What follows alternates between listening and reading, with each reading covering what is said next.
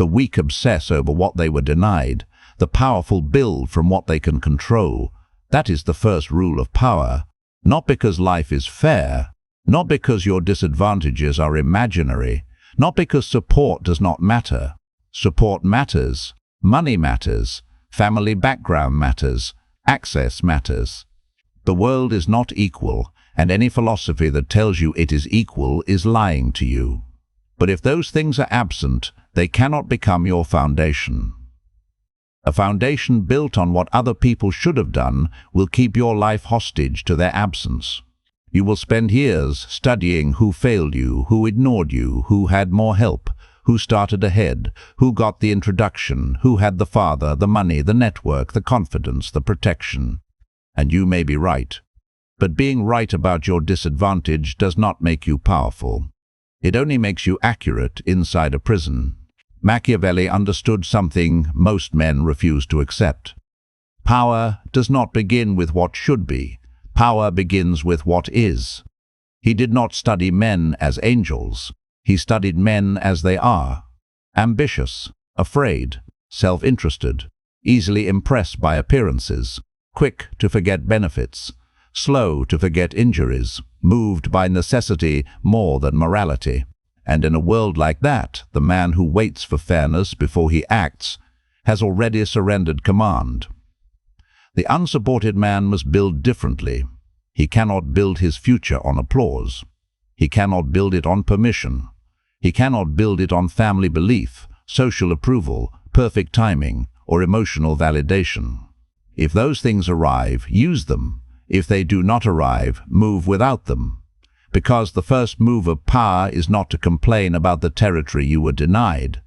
The first move is to command the territory still under you. Attention, schedule, skill, proof, offer, money behavior. These are not small things. These are territories. And the man who governs these territories begins building power even when nobody is coming to save him. The first territory is attention. Your attention is the first kingdom. If you cannot control what holds your attention, you cannot control the direction of your life. Most men are conquered before the battle begins because their mind is already occupied. Their phone owns the morning. Their notifications own their focus. Their feed owns their thoughts. Their past owns their emotional energy. Their envy owns their imagination. Their resentment owns their memory. Then they say they had no support. Maybe they did not. But even if support arrived, what would it build on? A scattered mind. A mind trained to obey every interruption. A mind that cannot stay with one task long enough to produce evidence. A mind that runs to entertainment the moment effort becomes uncomfortable. Attention is not a minor detail. Attention is the gate. Whoever controls your attention controls your future behavior. If your attention is always pulled toward what other men have, you become bitter. If it is always pulled toward what you lack, you become passive. If it is always pulled toward entertainment, you become soft. But if your attention is pulled toward your mission, your skill, your proof, and your market, you become dangerous. So ask yourself honestly, what captures your attention before you capture it yourself? Is it your phone? Is it comparison? Is it old conversations? Is it people who doubted you? Is it revenge fantasies? Is it the need to be seen? Is it the silent hope that one day someone will finally understand you, approve of you, and give you permission to become what you already know you must become? That hope is expensive. It costs time. It costs focus. It costs momentum. It costs the one resource you cannot recover once it is spent. The unsupported man must become ruthless here. No phone in the first hour. No useless scrolling before work. No feeding envy. No arguing with people who have no power over your mission. No consuming success while avoiding the actions that build it. Your attention must be pointed like a blade, not scattered like dust. Because a scattered man cannot build power, he only reacts. He wakes up and lets the world enter his mind before he gives his own future a command. He starts the day receiving noise, absorbing opinions, comparing lives, and remembering insults. Then he wonders why his ambition feels weak by noon. You do not need a perfect life to begin. You need one protected hour. 1 hour where your phone does not rule you. 1 hour where resentment does not rule you. 1 hour where your future receives your first energy, not the leftovers of your distracted mind. That is command. The second territory is schedule. A vague life cannot hold power. If your days are unstructured, your future is being decided by impulse.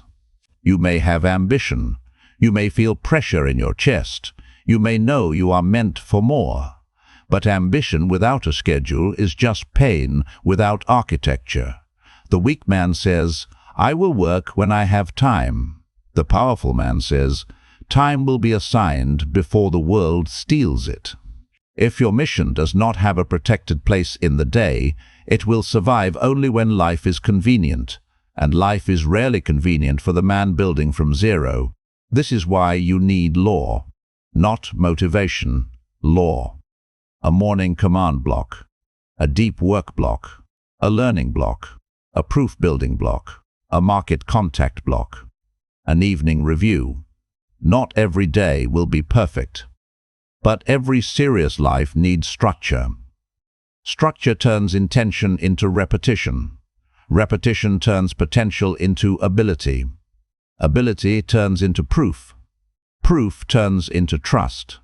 Trust turns into opportunity. Look at your calendar. Where does your future actually exist? Not in your imagination, not in your dream. Not in the private speeches you give yourself when you are angry at your current life. Where is it in the day? If your future has no scheduled time, it is not a mission yet.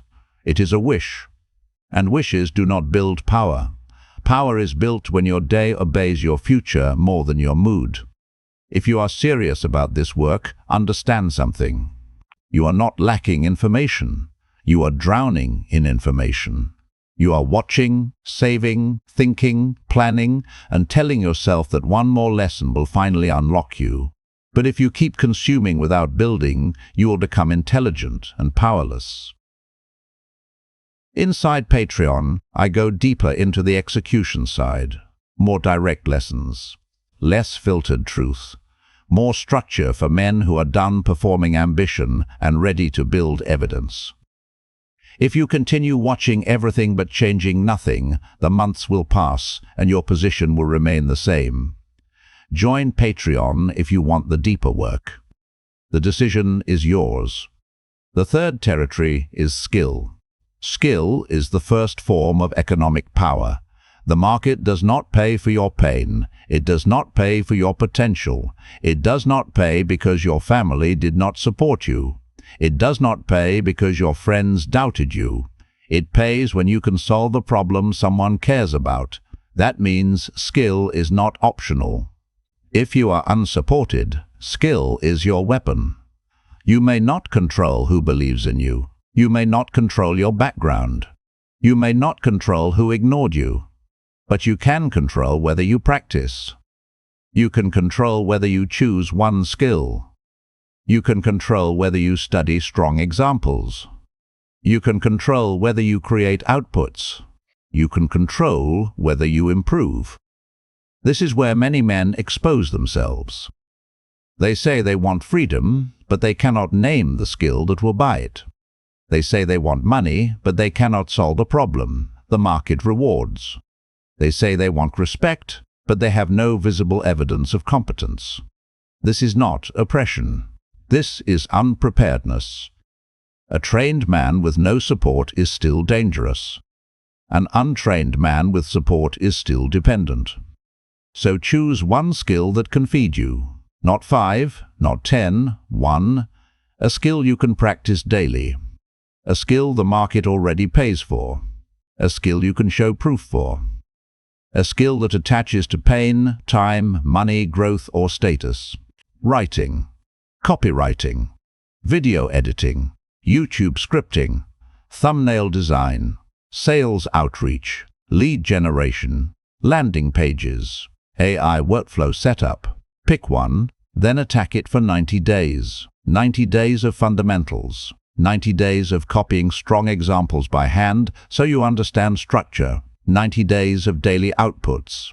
90 days of small corrections. 90 days of visible samples. 90 days of turning private effort into public evidence. This is control. This is where power begins to form. Not in fantasy, not in revenge, not in waiting for someone to recognize your hidden greatness. Power begins when your ability becomes impossible to ignore.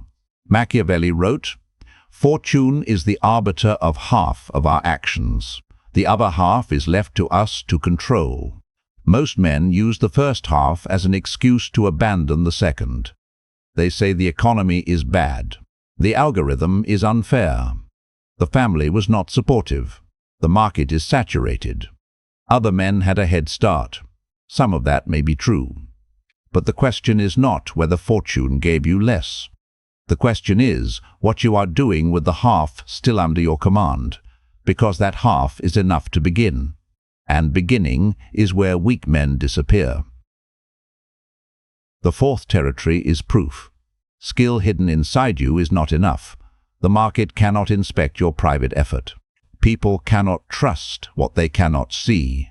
Your pain may be real. Your hunger may be real. Your potential may be real. But none of that matters until it becomes visible. The weak man says, "No one gives me a chance." The powerful man says, "I will create evidence before asking for trust." This is a different posture. Do not ask strangers to believe in your potential. Show them samples, show them breakdowns, show them before and after. Show them what you changed, why you changed it, and what result it is designed to create. If you have no clients, build a zero-client portfolio. Pick real businesses, pick creators, pick brands, pick videos, pick landing pages, pick offers, pick problems you can see clearly. Then improve something. Rewrite the title. Redesign the thumbnail concept. Break down the sales page. Improve the opening line. Create the outreach message. Edit the clip. Build the sample. Explain your reasoning. No permission required. This is what control looks like. You do not control whether a client hires you today, but you control whether you create proof today. You do not control whether your family believes, but you control whether you build evidence. You do not control whether the market trusts you immediately, but you control whether you reduce doubt with visible work. Proof is how the unknown man starts entering the room before his name has power. Proof is the replacement for inherited trust. Proof is the answer to invisibility. Proof is the beginning of reputation. And reputation is not built by explaining how badly you want it. Reputation is built when people can point to something and say, "This man can do the work." Most men want opportunity before evidence. They want trust before proof. They want someone to take a risk on them while they have done nothing to reduce that risk. That is not strategy, that is begging. A serious man does not beg for belief. He manufactures evidence until belief becomes reasonable. If no one gives you a platform, build proof. If no one introduces you, build proof. If no one sees your value, build proof so clearly that ignoring you becomes harder. A man with proof is not the same as a man with hope. Hope asks to be rescued. Proof makes a case. And when proof compounds, your position changes. You stop entering every room as a man asking to be understood. You enter as a man carrying evidence. That changes your voice. That changes your posture. That changes how people interpret you. Because men judge by what they can see. They may claim to care about intention, but they respond to evidence, appearance, result, and force of presentation. Machiavelli understood this clearly. Few feel what you are. All see what you seem. so give them something to see. The fifth territory is offer. A man can have skill and proof and still remain broke if he cannot explain his value clearly. This is where many capable men fail. They can do the work, but they speak in fog. I do content. I help with marketing. I can edit. I can write. I am passionate about business. That is not enough. Confused buyers do not buy. They delay. They ignore. They disappear. Your ability must become a sentence the market can understand, not a vague description, not a list of services, not a desperate paragraph about how hard-working you are. A clear offer. I help a specific person achieve a specific result without a specific pain. That is the beginning of market clarity. I help small YouTubers turn weak video ideas into stronger scripts without wasting hours staring at a blank page. I help coaches turn long videos into short clips without hiring a full-time editor. I help local service businesses rewrite unclear landing pages so visitors understand the offer and know what step to take next. Clear. Specific. Useful. This is under your control. You do not control whether every prospect says yes, but you control whether your offer is understandable. You do not control whether people instantly value you, but you control whether you speak to a painful problem. You do not control the entire market, but you control how clearly you enter it. The weak man hides behind complexity. He says people do not understand him. He says the market is shallow. He says clients are stupid. But often the truth is simpler. He has not made his value clear enough. Power requires translation. You must translate your skill into a result. You must translate your result into language the buyer already cares about. You must translate your effort into a promise that sounds useful to someone who does not owe you attention. This is not selling your soul. This is entering reality. A powerful man does not only become valuable, he learns how value is perceived. The sixth territory is money behavior. This is where many ambitious men destroy themselves quietly. They earn a little money and spend it to feel powerful. They buy status before stability. They upgrade lifestyle before building a buffer. They spend to impress people who did not help them build. They finally receive a little oxygen, then use it to decorate the prison they are still inside. Then pressure returns, and they call it bad luck. Money behavior is control. Not because you can control every economic force. Not because you can avoid every emergency. Not because discipline alone solves everything. But because you can control whether early money becomes oxygen or ego. Know your survival number. Cut status expenses. Build a buffer. Reinvest into skill, tools, proof, lead sources, and production speed. Track what enters, track what leaves, track what weakens you. Track what makes the next dollar easier to earn. Do not spend to look free while you are still fragile. The first money is ammunition, not celebration. It should buy time. It should buy tools. It should buy better inputs. It should buy speed. It should buy leverage. It should make you harder to destroy. If money enters your life and leaves you just as dependent, just as anxious, just as fragile, you did not command it. You consumed it. And a man who cannot govern small money will be endangered by larger money. More income will not save him. It will only make his weaknesses more expensive. This is why money behavior belongs in the control circle. Because power is not only what you earn, power is what you keep, direct, protect, and multiply. Now step back and look at the full circle.